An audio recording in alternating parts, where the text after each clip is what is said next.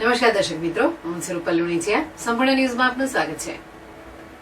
બનાસકાંઠા જિલ્લામાં ગરમીનો પારો 44.4 ડિગ્રીએ પહોંચતા બનાસવાસીઓ અસહ્ય ગરમીમાં શેકાયા છે. અત્યારે ગરમીનો પારો આસમાને પહોંચતા લોકો ગરમીથી રક્ષણ મેળવવા માટેના પ્રયાસો કરી રહ્યા છે. ત્યારે ગરમીના સમયમાં બહાર ન નીકળવા માટે તબીબો દ્વારા પણ અપીલ કરવામાં આવી રહી છે. બનાસકાંઠા જિલ્લામાં સવારથી જ ગરમીનો પારો આસમાને જોવા મળી રહ્યો છે. ત્યારે બપોર સુધીમાં 44.4 ડિગ્રી સુધી ગરમીનો પારો પહોંચ્યો હતો. ત્યારે લોકો ગરમીથી રક્ષણ મેળવવા માટે ઠંડા પીણા તેમજ એસી, કુલર જેવા ઇલેક્ટ્રિક સાધનોનો ઉપયોગ કરી ગરમીથી રક્ષણ મેળવી રહ્યા છે. ત્યારે ગરીબ અને મધ્યમ વર્ગના લોકો ગરમીથી રક્ષણ મેળવવા માટે બગીચામાં વૃક્ષોની છાયા નીચે આરામ ફરમાવી બપોરનો સમય પસાર કરી રહ્યા છે. તેમજ વાહનમાં પસાર થતા લોકો પોતાના મોઢા પર રૂમાલ બાંધી નીકળી ગરમીથી રક્ષણ મેળવી રહ્યા છે.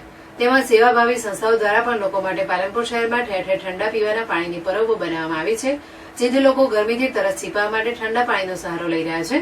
ત્યારે પાલનપુરના ડોક્ટર હિતેશભાઈ ઠાકરે જણાવ્યું હતું કે ગરમીના સમયે લોકોએ બહાર ન નીકળવું તેમજ જરૂર પડે તો જ ના છૂટકે બહાર નીકળવાનું રાખવું જોઈએ અને ગરમીથી રક્ષણ મળી રહે તેવા કપડાં તેમજ વિટામિન સી યુક્ત પીણા લેવામાં આવે તો બીમાર થતા બચી શકાય છે.